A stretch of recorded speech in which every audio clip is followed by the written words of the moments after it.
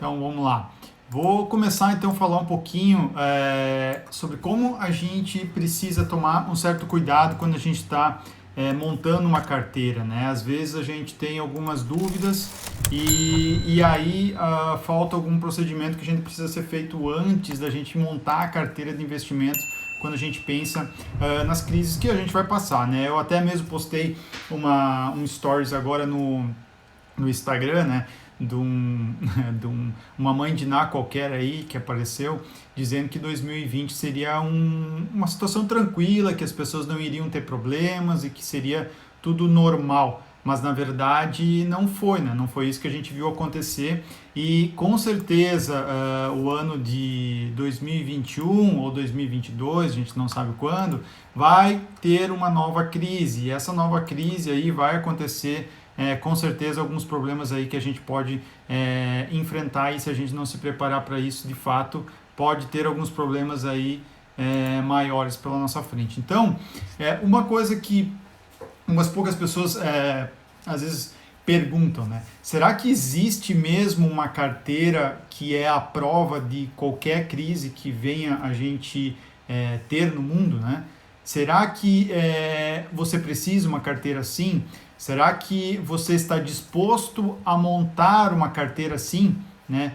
É seu perfil ter uma carteira assim? Às vezes as pessoas talvez não tenham uma noção exata, né, de quanto vai precisar a pessoa de fato entender esse tipo de situação dentro da carteira de investimento.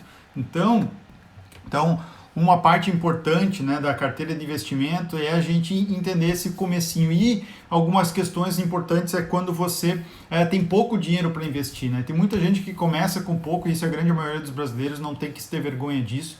A gente viu aí nos últimos meses desse ano, né, que entrou fevereiro, março e abril, por ali entraram quase 400 mil pessoas a mais na Bolsa de Valores. Isso não quer dizer que todas as pessoas tiveram, sei lá, 100 mil reais para investir. Não, a grande maioria, né, isso foi o presidente da Bolsa de Valores, ali o CEO falou, a grande maioria tinha R$ 1.000, né, a média assim, de investimento. Então, são investimentos que, óbvio, né, são baixos, né? A gente começa com pouco e não tem que ter vergonha disso, a gente precisa só começar. E às vezes, né, às vezes não, isso sempre, né? Quando se tem algumas crises, é óbvio que a gente fica com medo e não sabe o comportamento que a gente deve ter. Recebi uma série de perguntas sobre isso e o que eu tenho cuidado de falar, né, é que a gente precisa cuidar nesse começo. Muitas pessoas querem o atalho, né? Querem que eu tenha um método direto, reto, para transformar esses R$ 1.000 em 100 mil reais em um ano ou menos que isso. Óbvio, né, que se a gente tivesse esse caminho, muitas pessoas já estariam milionárias na bolsa. E não é essa a ideia que eu tenho sobre investimentos a longo prazo. Meus investimentos a longo prazo, o próprio nome diz, é com paciência que a gente vai chegar lá e o enriquecimento vem através do tempo e não com mágica, né? A renda principal é a sua, do trabalho. Não dá para você pensar que os investimentos vão te trazer a tua renda principal. A tua renda principal vai vir dos investimentos no longo prazo e não aqui no curto prazo. Beleza? Tudo certo aí, galera? Tá beleza agora a live. Antes estava dando umas travadinhas aqui, mas eu acho que então, o que acontece, né? Muita gente ainda acha que vai ter esse procedimento em um determinado momento ali, a bolsa vai explodir e você vai ganhar milhões de reais. Isso não acontece, não é assim que funciona, pelo menos não é o método e o que eu gosto de ensinar para as pessoas. Eu, de fato, né, entendo e acho, acredito, né? Oi, Francis, oi, tudo bem? E aí, Adriano? Que a gente precisa ter alguns procedimentos iniciais para fazer nossa carteira de investimentos durar para sempre, né? E muitas pessoas ainda acham, né, que isso vai acontecer do dia para a noite. Então, a questão das dívidas é muito importante você avaliar, né? Não adianta você já começar na bolsa de valores ou começar a tua carteira de investimentos com dívidas muito pesadas, né? Com juros muito altos, né? Isso é um problema, isso acaba ocasionando um problema no seu dia a dia, né? Um problema de você ficar pensando que, eu não tenho dinheiro, então não vai dar certo para mim, não vou conseguir. Mas de fato, talvez teve um consumo errado, teve alguma coisa que você fez que gerou essa dívida muito pesada para você. E outra coisa também, né? Como a gente está falando hoje sobre carteira de investimentos, a prova de crises, né, galera? Não adianta você ter uma carteira de investimento com investimentos ruins. Por exemplo, poupança, fundos de investimento que eu coloquei nessa semana passada ali, um do Banco do Brasil, tem tantos outros da Caixa e outros mais que rendem menos do que a própria taxa de administração, é um investimento ruim. Então esse tipo de coisa não pode estar dentro da tua carteira de investimento, tá? Tua carteira de investimento deve ter investimentos bons. Então esse é um ponto importante. Terceiro ponto: primeiro, zerar dívidas de altos juros. Segundo, sair da poupança e investimentos ruins. Terceiro ponto, montar a sua reserva de emergência. Isso não tem, e cada vez mais se prova isso no tempo, né? A gente precisa ter algo líquido para poder enfrentar as crises. Crise, galera, não é só em investimentos, crises também é em negócios, né? Eu imagino você, quantas pessoas aqui, né? Tem pessoas que são autônomas, tem pessoas que são empresários, tem pessoas que são, daqui a pouco, sei lá, trabalham no suporte de uma empresa, num hospital e assim vai. Pode ser que ocorra também problemas dentro dessas empresas. E aí o que acontece? A pessoa também pode ficar desempregada, ela pode perder a remuneração dela. Então, isso precisa estar sendo montado. Não tem como a gente escapar disso. Então, uma carteira, né, que resiste a crises precisa ter reserva de emergência, em torno de 12 meses do seu custo de vida. Então, e essa parte anterior que eu falei, não pensam que é só para enrolar, não. Dívidas te deixam com fragilidades. Né? Uma pessoa frágil, ela não consegue raciocinar direito. Né? É a mesma coisa que uma pessoa com fome. Né? Ela não raciocina bem. Não sei o quanto vocês já passaram por um período sem comer bastante tempo. Começa a você ficar com uns relapsos, você não consegue raciocinar, sem água também. Então, montem essa estrutura importantíssima de base, né? E aí você vai montar o que você precisa para curto e médio prazo e depois longo prazo, que é o que a gente vai falar bastante hoje. Então, essa é uma linha geral, uma linha de estrutura, tá? Mas que não vai de nada adiantar se você não se considerar uma pessoa que precisa ter conhecimento. Tem muitas pessoas que acreditam que sabem tudo, que, né, já descobriram como é que é a fórmula de ganhar dinheiro em qualquer lugar. Né? Não é assim que funciona. Tem muita gente, às vezes, também me procura e, sei lá, investiu há 3 meses atrás e agora quer voltar a investir. Né?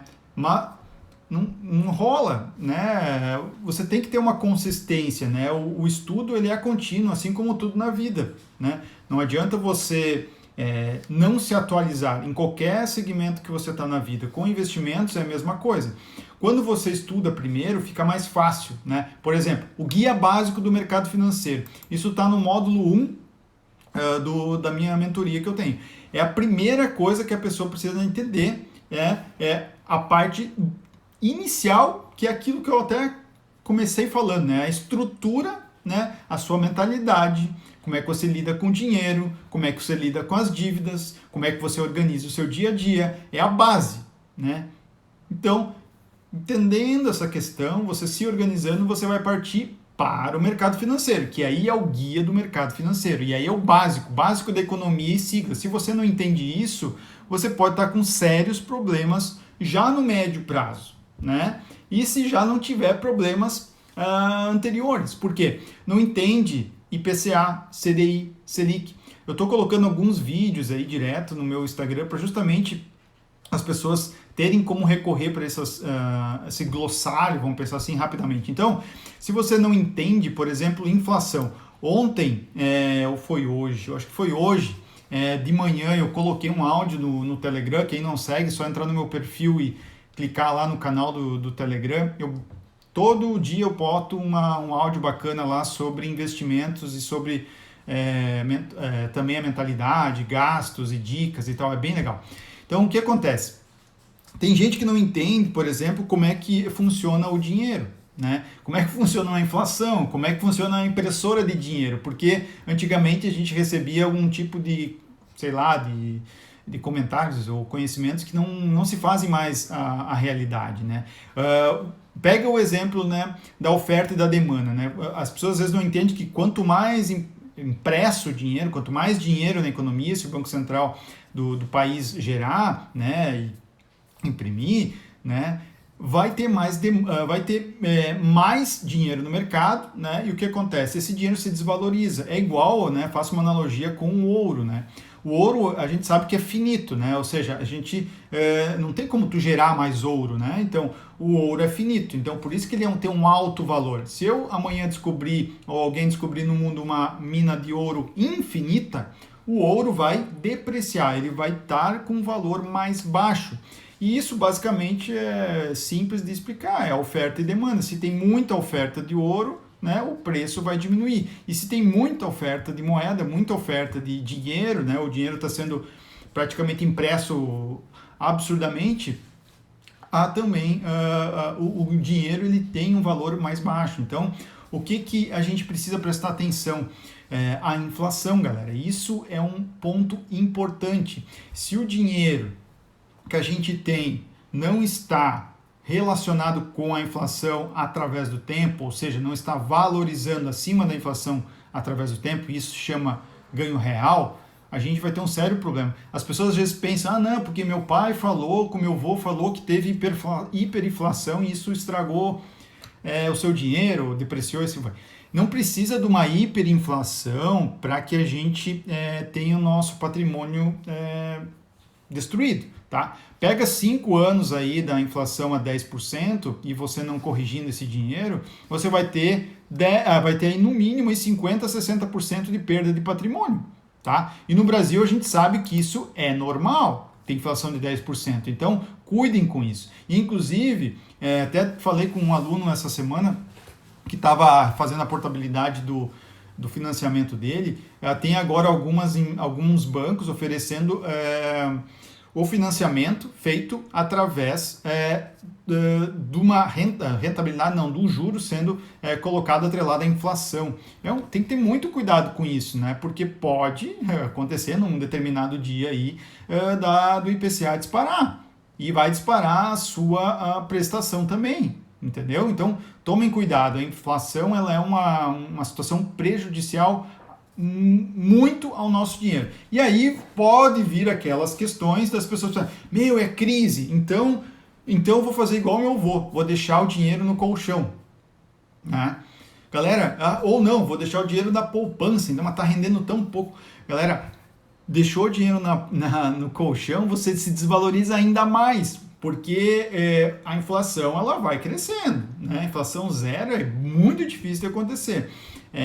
E ela vai subindo, e o seu dinheiro tem que subir junto. Então, fiquem ligados. Hoje, né, que a gente está vivendo uma crise aí mundial, tem se acentuado, né, as pessoas falarem muito em ativos reais. O que é ativos reais? Aquilo que gera dinheiro, aquilo que não perde ou perde muito pouco valor através do tempo. E aí vem alguns pontos que eu vou falar hoje na live que eu faço investimentos, tá? Eu acredito que investimentos que geram valor, né, através dos tempos são investimentos bem escolhidos, por exemplo, em empresas. Né? Empresas têm colaboradores, têm fornecedores, têm contratos, têm produtos que são reajustados com a inflação. Se essas empresas são bem geridas, né, você escolheu bem, diversificou bem, você vai ter reajustes pela inflação desse seu ativo. Fundos imobiliários da mesma maneira, os reajustes de aluguéis, né, são feitos pela inflação na sua grande maioria. Então, galera, esse é um meio, né, de você ter ativos reais. Terrenos, casas, apartamentos também são ativos reais para você, mas você tem um risco embutido nele também, assim como tem ações e fundos imobiliários.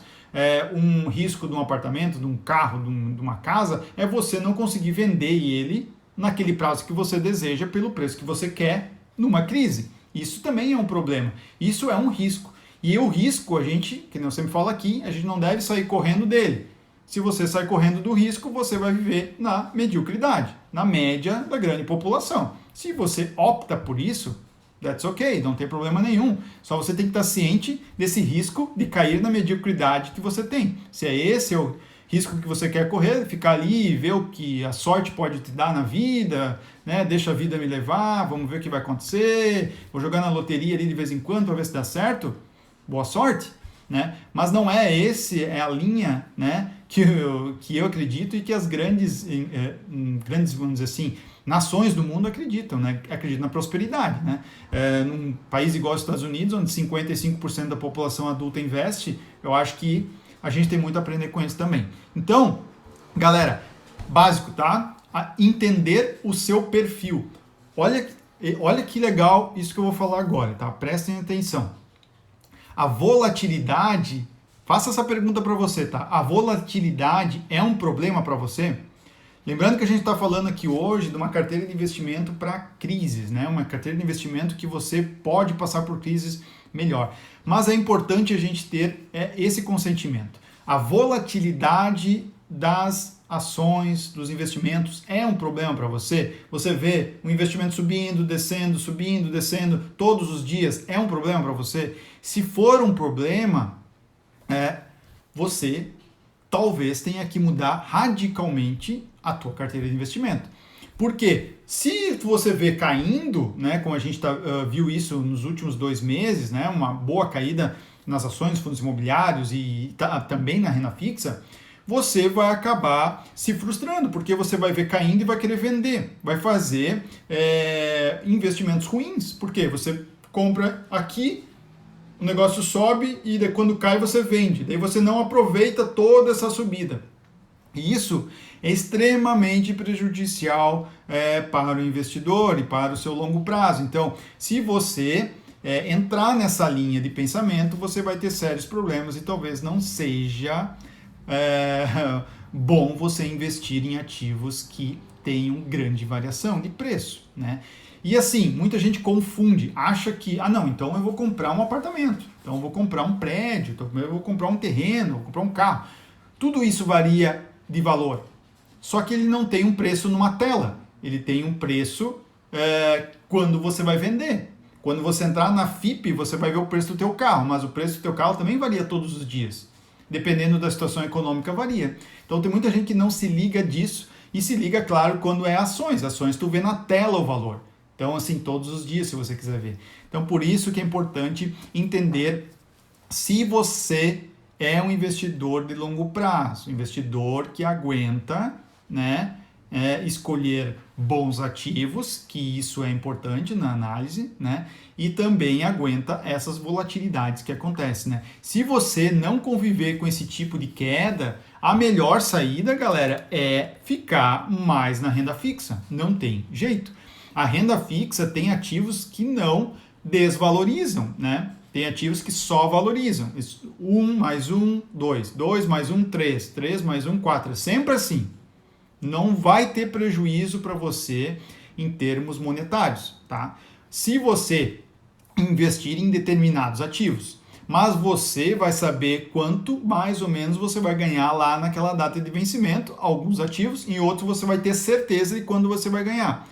Você está, vamos dizer assim, não está exposto à exponencialidade de uma grande valorização numa ação, por exemplo. Então, assim, é opção do investidor. Tem essas linhas conservadoras e linhas mais agressivas, mas com grande possibilidade de retorno maior no longo prazo, tá bom? Então, é importante trazer para vocês, porque eu trago isso até baseado em livros, né? Tem vários aqui, já mostrei para vocês sobre o jeito Peter Lynch de investir, por exemplo, que é um baita no investidor, um dos maiores dos Estados Unidos. Ele teve um fundo de investimento que teve inclusive mais rentabilidade num período de tempo que o próprio Warren Buffett, mas claro, foi um período menor, e ele lá mostrou, né, que a pessoa que investia dinheiro lá teria um retorno milionário através do tempo se ela tivesse deixado desde o início do fundo até o final. Só que a grande maioria das pessoas, elas nesse fluxo, né, nesse meio do caminho, acontecia crises. E aí o que acontece com a maioria das pessoas? Elas sacam o dinheiro,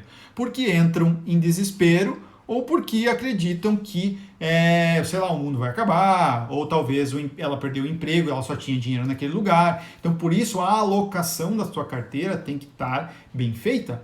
Ela tem que estar em lugares onde você tem poder para sacar a qualquer momento um pedaço do dinheiro e outras para longo prazo, onde você está tranquilo e não precisa se estressar.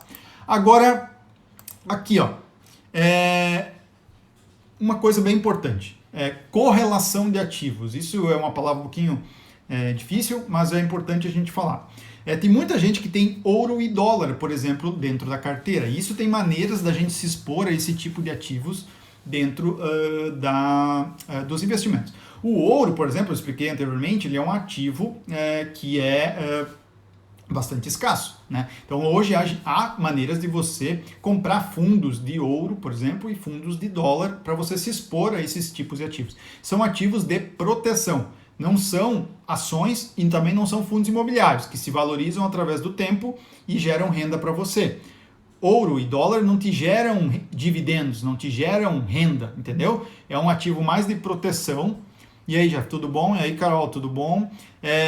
São ativos diferentes, então cuidem com isso, né? O ouro, por exemplo, ele tem maneiras de você se expor, mas é para você ter uma correlação diferente, né? Por exemplo, do que você já tem na carteira. Aí o que acontece? Por exemplo, numa crise, que vamos tomar como exemplo essa, né? O ouro ou o dólar, como são ativos de segurança, né, onde você tem uma alta liquidez e é uma moeda forte, né, querida e muito bem líquida no mundo inteiro, eles têm, né, vamos imaginar aqui um gráfico, né, eles tendem a subir um pouquinho e as ações tendem a cair, né? Porque, claro, né, negócios são mais voláteis nesse sentido de crise. Quando você tem uma crise como a gente está vivendo, a gente viu o ouro e o dólar dando uma bela valorizada. O ouro nem tanto, mas o dólar sim deu bastante valorizada, principalmente no Brasil, onde a gente tem uma economia muito, muito mais fraca do que os Estados Unidos e também um ambiente político muito pior do que os Estados Unidos ou qualquer outro lugar. Então, quando há crise, galera, só para vocês entenderem esse contexto, os investidores pequenos e os grandes investidores, os grandes gestores de fundo, eles procuram ambientes mais seguros para terem o dinheiro. Vocês devem ter visto em alguns jornais ou alguns e-mails de vocês uma fala assim, fly to quality, o voo para a qualidade. O que é isso? É basicamente as pessoas, os investidores, fazendo mudanças de investimento para lugares mais seguros, e seja ela ações ou empresas mais seguras para que o dinheiro deles esteja num lugar mais tranquilo. Então, em momentos de crise, há uma parte das pessoas que se protegem com ouro e dólar. Para quê? Para evitar a volatilidade da carteira. Lembra da pergunta que eu fiz? Volatilidade é um problema para você? Porque se for um problema para você, você precisa ter esses tipos de proteções na carteira. E assim, não existe aqui uma regra geral que se aplica a todo mundo. Sempre falo isso. Cada investidor tem uma maneira diferente de ver o investimento e também tem objetivos diferentes, certo? Então, assim, na minha carteira de investimento, eu não tenho, por exemplo, investimento direto em ouro e investimento direto em dólar. Por quê? Porque eu já entendo a volatilidade, sei que ela vai acontecer e ela, na minha maneira de montar a minha carteira, eu criei alguns ativos, investi em ativos que são descorrelacionados, ou seja, alguns ativos sobem, enquanto outros descem em alguns momentos e outros ativos têm uma correlação parecida. Mas eu não tenho tanto esse problema de ver a minha carteira descendo num determinado momento da história, né, que a gente está vivendo. Eu sei que eu espero, né? Óbvio, não tenho a certeza, né? Mas eu entendo que esses objetivos aí que eu tenho para longo prazo vão me levar com essas empresas aí, ó. Essas empresas vão me levar ao meu objetivo lá no longo prazo. Então, não há nada de errado, né, de ter ouro e dólar na carteira, não tem nada de errado com isso. Só modelos de investimentos diferentes, você pode fazer isso. E também é uma coisa que eu estou já fazendo, já estou em vias aí até de fazer uma montagem bacana aí para a galera do curso, investimentos no exterior. Mas aí é diferente a modelagem, você está investindo num país estrangeiro e está tirando o dinheiro do Brasil e levando para o país estrangeiro, através do investimento no exterior. E aí você está colocando uma parte do seu dinheiro totalmente descorrelacionada ao Brasil. E aí você está fazendo outros tipos de investimento que vão fazer com que você tenha outra visão, né, da própria crise que está sendo construída ou está em vias de acontecer quando, num momento igual esse ou num próximo momento. Né? Você está vendo que o dinheiro que está lá naquele outro país, nos Estados Unidos, por exemplo, está num outro tipo de risco. Porque o risco Brasil é diferente do risco Estados Unidos. Quando você tira dinheiro do Brasil e bota nos Estados Unidos, o risco que você está tendo é nos Estados Unidos mais. Tá? Então é outro tipo de risco aqui. Então muda-se o jeito de você investir na carteira. Então há maneiras variadas aí para a gente se expor menos ao risco, né? Então é importante, que eu falei no início, a gente não tem atalhos, os atalhos geralmente levam para lugares ruins. O Buffett, Peter Lynch, caras iguais a esse, conseguiram aí em média de 15 a 20% de rentabilidade ao ano, mas tiveram grandes impactos em grandes crises, mas eles permaneceram investindo, tiveram disciplina, né? E também não sofreram no decorrer da situação, né? Se a pessoa sofre demais, ai meu Deus do céu, eu vou sacar. Cara, aí, paciência, você não vai ter essa vantagem no longo prazo. Então, é importante, galera, a gente ter essa noção que investimentos de uma maneira inteligente, correta, você vai colher frutos no longo prazo. Se você quiser operar o mercado, que muita gente quer achar que vai ganhar 20, 30 reais por dia fazendo operaçãozinha besta ali, provavelmente ele vai dar com os burros na água, se não trabalhar somente com isso, né? Muita gente acha que faz o seu trabalho e opera na bolsa, fica lá malucão, vai dar muito certo. Vai dar provavelmente errado, galera. É por onde a gente ter foco no longo prazo. Eu falo aqui para pequenos investidores, não estou falando aqui para gente com 20, 30 milhões em dinheiro para investir. Falo com pessoas que têm uma renda média da população brasileira. Então a gente está falando nesse sentido. Então, lembrando, né? Eu tenho investimentos de curto prazo e médio prazo feitos, então a minha carteira, para passar por crises, tem que ter isso, então ela tem que ter curto prazo bem definido e médio prazo bem definido, ou seja, médio prazo é aquilo que eu pretendo fazer daqui a 2 anos, 3 anos, tem que estar definido ali. Longo prazo são ações, fundos imobiliários, tesouros IPCAs, eu também já tenho bem definido isso e isso está dentro da minha carteira. Eu acredito que negócios se valorizam através do tempo se forem bem tocados, então eu tenho isso bastante. Então, 3 fatores essenciais para não cair em furadas. Vamos ver. 3 fatores essenciais para não cair em furada. Primeira coisa, quando a rentabilidade é maior, ou seja, o retorno que você vai ter é maior, né? Terá obrigatoriamente mais risco, tá? Obrigatoriamente. Se não tiver, pode pular fora que é furada, tá? Se alguém te oferecer algo com 1, 2, 3% de retorno garantido por mês, pode pular fora que é furada, tá? Quando a rentabilidade é menor, obrigatoriamente ela tem que ter menos risco, tá bom? Menos risco. E isso é bem importante, porque pode acontecer, inclusive, de você estar num fundo de investimento, um investimento horrível no seu banco ou cooperativa e estar correndo risco e ainda tendo uma rentabilidade pequena. Isso acontece. Já vi muitos alunos aí com fundos de previdência a longo prazo com uma rentabilidade pífia, né?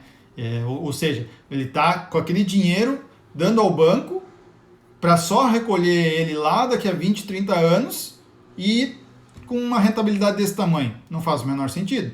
Se você está com um longo prazo, né? Você só vai precisar desse dinheiro lá no longo prazo, você tem que ter uma rentabilidade mais alta. Você está correndo um risco maior. Você está dando seu dinheiro para pegar ele de volta lá daqui 20, 30 anos. Você tem que ter uma rentabilidade melhor. Ela tem que ser sempre superior a 100% do CDI, mas com a mais absoluta certeza. Outra coisa, se a liquidez é menor, obrigatoriamente é mais risco. O que é isso? Liquidez é quando você precisa do dinheiro, qual é o tempo que você tem o dinheiro de volta? Ou seja, ações, você vai precisar vender a ação e ter o dinheiro daqui a 2, 3 dias. Um fundo de investimento, você pede o dinheiro de volta, dali uns dias volta. Então, quanto menor, ou seja, vamos dizer assim que a tua liquidez é menor. Liquidez menor é, por exemplo, quando você tem um carro, você precisa vender, precisa achar alguém para comprar. Então, a liquidez é baixa, praticamente 2, 3, às vezes 5 dias, até às vezes um mês para vender um carro, então demora. Então isso, o que acontece? Você tem mais risco, então você está com uma liquidez maior, então você tem mais risco na flutuação do preço, né? Você pode estar com vontade de vender teu carro hoje, mas hoje, putz, nós estamos bem no meio de uma crise, vou ter que pagar, vale 20, pago 15 no teu carro. É assim que acontece, tá? É a lei da vida e a gente tem que só concordar com isso, não tem como mudar. Liquidez é maior, ou seja, se a liquidez é no dia, liquidez diária, aí o rendimento vai ser menor, não tem jeito, tá? Mas tem que ter menos risco, tá? Isso é muito importante porque isso é regra, isso não é coisa que eu inventei na minha cabeça, isso aí é regra e ponto, escreveu aí, é assim que é e não tem que discutir, é assim que funciona o mercado. Então, esse é um ponto muito importante. Risco que corremos investindo na renda fixa, tá? Então vamos falar da renda fixa na questão de uma carteira que, né, resiste aí à crise, né?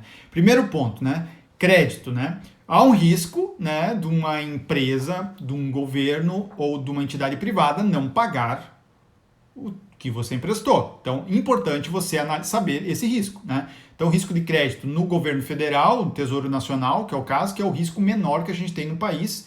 E claro, né, dentro de cada país também tem a tendência, né, do Tesouro de cada país ter o menor risco. Hoje, só para vocês terem noção, a maioria dos próprios bancos, das empresas, elas pedem ou pegam emprestado, né, ou seja, elas, na verdade, né, elas investem, né, através do Tesouro também. Então, vou pegar um banco, né? Um banco lá emite um CDB, uma LCI, uma LCA, né? E isso, né, também tem um risco de crédito. Vamos dizer que o banco ele faliu, né? O banco faliu, deu problema e tal, e vai falir. Você tem, né, por exemplo, no Brasil hoje, o FGC, que também faz a regulação dessas entidades e te dá, né, uma segurança de até 250 mil que você tenha investido nessas instituições. Você tendo isso garantido, né, você vai ter o valor, né, que você tinha investido de volta, tá bom? E o ponto que eu queria chegar, né? O FGC, por exemplo, e os próprios bancos, né, que você emprestou dinheiro ali para ganhar essa rentabilidade através de um CDB, numa LCI e LCA, por exemplo, eles também investem no Tesouro Direto. Eles também fazem investimentos lá. Então, é uma linha, né, vamos dizer assim, vertical aí que vocês veem que aqui em cima está o Tesouro, né, e os outros bancos, entidades privadas estão embaixo. Então, o que acontece? Se for um dia quebrar tudo no Brasil, quebra primeiro os de baixo, não os de cima. Então, esse é um ponto importante para a gente ter uma noção, tá bom? Se alguém tiver alguma dúvida, galera, manda aqui, tá? Essa questão da FGC é bem importante. Inclusive, eu passei na pele isso. Se alguém tiver alguma dúvida, me manda, que eu passei na pele essa situação. Uma financeira chegou a entrar em colapso, e o que acontece? O sistema financeiro brasileiro ele é muito bom, tá? Ele é muito elogiado no mundo inteiro. Ele tem uma efetividade bem bacana, foi coisa de nem 30 dias, todo o processo foi feito e eu tive dinheiro na minha conta bem rápido. Então, é bem importante vocês entenderem essa questão. O FGC, por exemplo, ele é a segurança hoje de toda a poupança do brasileiro. Todos os bancos hoje, a poupança do banco, né, o que você bota lá de dinheiro, o FGC é que está controlando, tá bom? O FGC que tem o seguro lá. Esse é o ponto. Agora, outro risco importante dentro da renda fixa são os fundos de investimentos que investem em crédito privado. Isso também é muito importante vocês terem noção. Se alguém tem fundos de investimentos que investem em crédito privado deve ter notado uma bela caída na sua rentabilidade, porque basicamente são os fundos, eles também, né, hora de pegar aquele dinheiro e investir, eles investem em debêntures, investem em ativos de crédito das empresas. As empresas também podem emitir títulos que são nas debêntures, por exemplo, e isso desvalorizou bastante, porque muita gente sacou esse dinheiro no meio da crise e aí quando alguém saca, né, o fundo tem que vender uma parte daqueles títulos, e aí deu uma redução bastante grande. E uma parte importante, né, no meio de quem está investindo, começando os investimentos nesse início, tem investimentos em renda fixas que são mais complicados, se são mais arriscados. Então, é muito importante você entender antes de investir. Não adianta você, só porque viu um númerozinho alto, que legal, vou investir nisso. Não é assim que funciona, né, galera? Eu falei para vocês anteriormente o quão importante é a gente entender o investimento antes de investir e saber que a alta rentabilidade vem com alto risco, certo? Então, imagine aqui, né, quando você tem debêntures, CRIs e CRAs, né, que são ativos diferentes do que a gente normalmente vê, são ativos de maior risco. Debêntures são, que nem eu falei anteriormente, dívidas emitidas aí por empresas que você vai lá e compra e ganha uma rentabilidade maior, às vezes até sem imposto de renda, que nem o CRI-CRA, que nem a debênture, às vezes tem debêntures incentivadas que não pagam imposto, então é bacana, tu olha, bem legal, que legal, show de bola, vou ganhar, sei lá, 10, 8% ao ano, bem legal, mas não tem a cobertura do FGC e é um risco maior de mercado, né? Um risco maior de uma empresa. Então, fiquem ligados, né? É bem importante vocês tomarem esse cuidado. Bom, teve uma pergunta aqui. Se vocês tiverem pergunta, vão mandando aqui, não sem problemas. Daí, quando tiver um tempinho aqui, eu paro e respondo, tá? Teve uma pergunta de qual investimento você recomenda para fins de aposentadoria.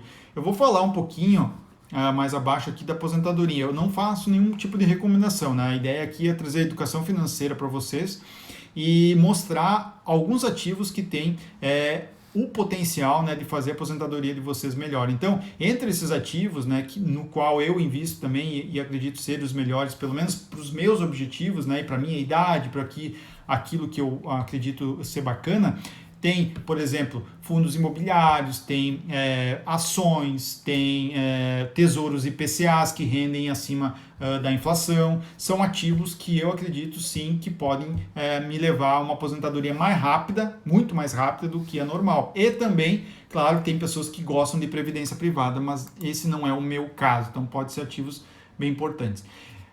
E agora, Selic caiu para 3%, né? Estamos na crise, Selic caiu a 3%. O que muda? O que acontece na vida? É importante a gente entender os impactos disso, né? E os impactos disso parece muitas vezes que é algo complexo, que é algo, meu Deus do céu, o que eu vou fazer? Mas é tranquilo, galera. A questão da renda fixa, né, principalmente focada na reserva de emergência, nada muda. Não tem como a gente ficar sacando, tirando dinheiro do dia para a noite porque caiu a taxa Selic. A Selic caiu e agora o mercado se ajusta automaticamente. O mercado, ele é tão inteligente, né, por diversos motivos, em termos de, vamos dizer assim, em curto prazo, né? Não em médio e longo prazo, ninguém consegue prever absolutamente nada. Se alguém está prevendo, está enganando vocês. Em curto prazo, ele consegue já apontar, por exemplo, vamos imaginar não, vamos à realidade, né? Selic caiu agora para 3%.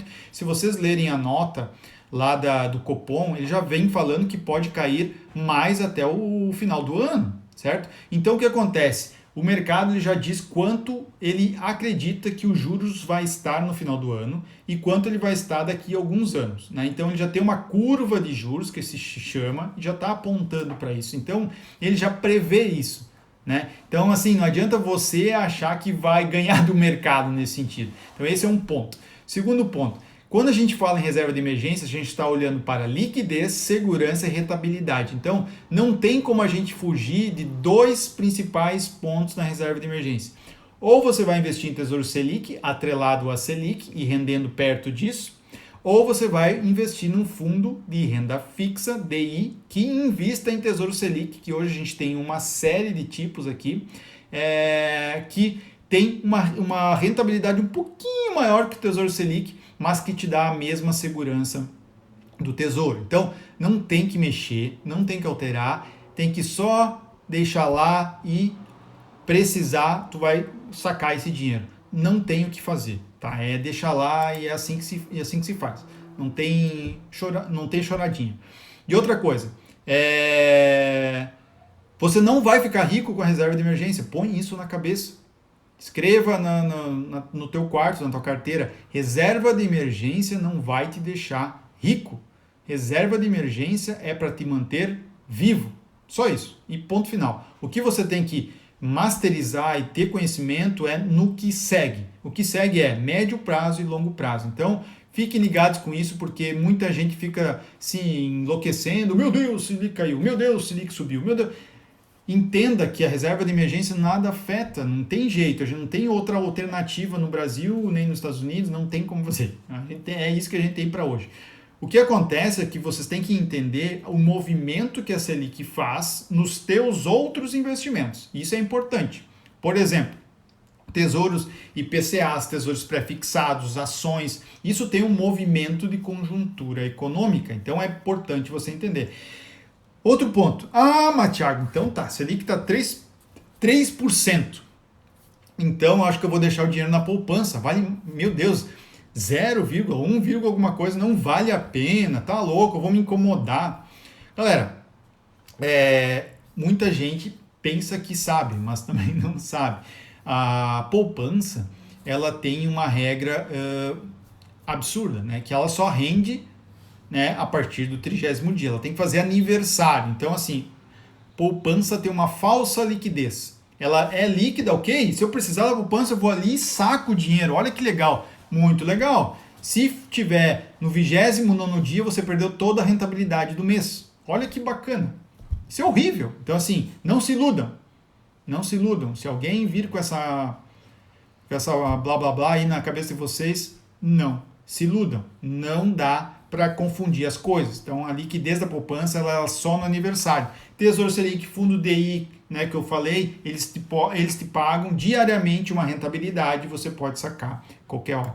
Então, lembrando, né, quem estava aqui já acompanhando algumas questões aí, principalmente do Tesouro IPCA, Tesouro Pré-fixado, viu, né? Eu até fiz um vídeo no YouTube com rentabilidades aí de mais de 50%, 60% em menos de um ano, outros um ano, dentro do Tesouro IPCA e Tesouros Pré-fixados. Isso veio acontecendo, galera, porque a Selic estava em 14, 15, 16% e ela veio caindo, né? Então, quando você comprou um título aqui em cima, né, e lá o título prometia 5% mais a inflação, e a Selic começou a cair, e a gente estava vendo que o Brasil estava indo muito bem, reformas e política ok, estava indo de boas, começou a cair tudo. E o que acontece com o teu título? Como tu comprou aqui em cima, o título ele sobe, ele faz uma curva diferente. Por quê? Porque aquele título que tu comprou a 5% mais IPCA não existe mais no mercado, né? E a gente estava vendo um futuro aí brilhante aí para a economia e muitas outras coisas mais. Então, você não tinha mais esse título. Hoje, né, a lógica está começando a ficar um pouco diferente. E isso é muito importante vocês entenderem, porque o que a gente está vendo no Brasil como política, Brasil como economia, é que a gente está com o juro baixo, que é muito bom, porque muitas empresas estão conseguindo empréstimos mais baratos, estão fazendo fluxo de caixa bacana e tudo mais, e as pessoas estão consumindo até determinado momento. Mas a gente não é Suíça e a gente não é Estados Unidos, né? A gente tem um juro baixo, mas a gente não é igual na conjuntura econômica, não é igual na conjuntura política. Isso existe, como é que o mercado precifica? Através de risco. A gente tem risco de mercado e risco político, risco econômico em vários setores. Então, esse é um ponto. Então, o que acontece, que a gente vai começar a ver, talvez, é que lá no longo, né, que eu acabei falando anteriormente, que o mercado já precifica o juro lá na frente, e isso é fácil de ver, galera, é só entrar no bcb.gov.br, Banco Central do Brasil. Toda segunda-feira eles fazem um quadradinho lá com a perspectiva deles de curto prazo e longo prazo dos juros, do dólar e tudo mais. Eles já estão precificando uma subida da Selic já no ano que vem, certo?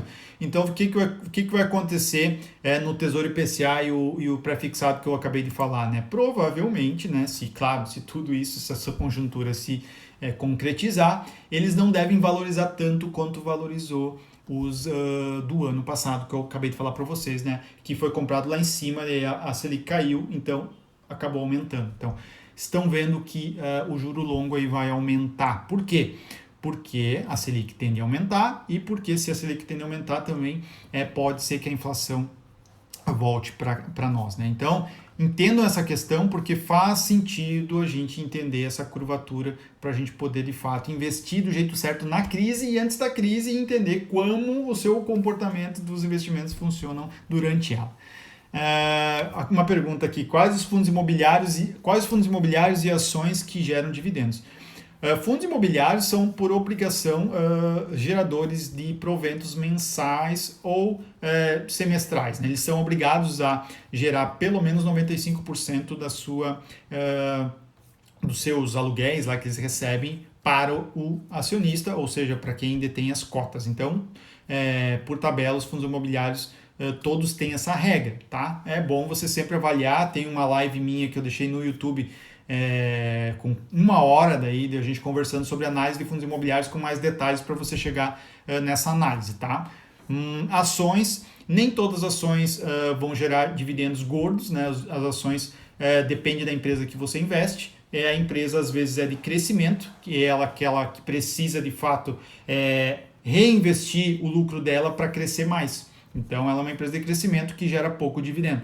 Empresas mais quality, né, de maior qualidade e de maior, vamos dizer assim, mais robustas, né, com mais maturidade, geralmente elas já têm, por exemplo, pega um Itaú, um Bradesco, uma empresa maior aí, um Banco do Brasil, por exemplo, eles já não tem mais para onde crescer, principalmente aí eles distribuem muito mais dividendos, tá? Então eles são empresas que distribuem. E para saber se a empresa divide, né, passa esses dividendos ou não, é fácil só entrar no site do RI da empresa, Relacionamento de Investidores, ou mais fácil ainda, Status Invest ou fundamentos.com.br. Então, lembrando, né, esses são pontos importantes. Tem muita gente, né, que se confunde às vezes, né? E eu sempre faço analogia aí que deixa eu ver, tá aqui o livro dele, né, o Antifrágil aqui do Nassim Taleb, ele fala, né, que o período de ação de graças, né, tem que, às vezes, muitas pessoas confundem, né, as evidências da ausência com a ausência da evidência, né? Então, o dano está no futuro e não no passado que está já definido. Então, tu não pode olhar para o passado olhando, se nunca aconteceu isso, não vai acontecer nada no futuro. Pode acontecer, né? Então, fiquem ligados, por isso é bom uma proteção, é bom você diversificar, é bom fazer investimentos com boas assimetrias. O que é boa assimetria, né? A assimetria é importante, que o Taleb fala muito no livro dele, é você ter investimentos com conservadorismo importante, né, com diversificação importante, e se você for querer, vamos dizer assim, apostar em ativos que podem crescer muito, podem te dar uma porrada na sua carteira, você tem que colocar centavos para ganhar dólares ou centavos para ganhar reais. Não pode inverter. Tu não pode botar mais dinheiro em algo muito risco para ganhar pouco ou quase nada, ou às vezes perder tudo. Então, cuidem. Essa simetria é muito importante, tá? Tem outra estratégia que também se colabora com essa, né? Que eu uso também na minha carteira, que é a estratégia de barbell, né? É simples, não é algo complexo, né? Mas basicamente, né, você tem primeiro, né, remover fragilidades da tua carteira, ou seja, se tu tens algo que pode, sei lá, por exemplo, tem muita gente que já me falou, a reserva de emergência minha é o meu apartamento. Isso não é reserva de emergência, meu camarada. Se amanhã você tá na UTI, se amanhã você tem um acidente, se amanhã você tem que, sei lá, resolver tem que ter 20 mil reais, 30 mil reais, como é que vai fazer? Vai vender o apartamento? Não dá? Vai vender o carro? Vai vender a moto? Vai vender o quê? O rim? Não tem como. Não, tu tem que ter essa reserva alocada em algo líquido. Então, essa é uma estratégia de barbell. Tu não pode, no momento de pânico, no momento de situação extrema, você perder todo o teu dinheiro. Então, você tem que cuidar bastante com isso. Então, galera, a gente precisa separar essas questões. Então, as carteiras, né? Geralmente, o mercado, e é uma simbologia mundial isso, separam-se em 3.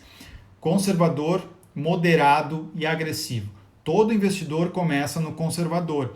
E ele, começando no conservador, ele pode sim ter algo em renda variável, mas ele começa aos poucos. Né? Começa com fundo imobiliário, começa entendendo Tesouro IPCA, depois vai para ações.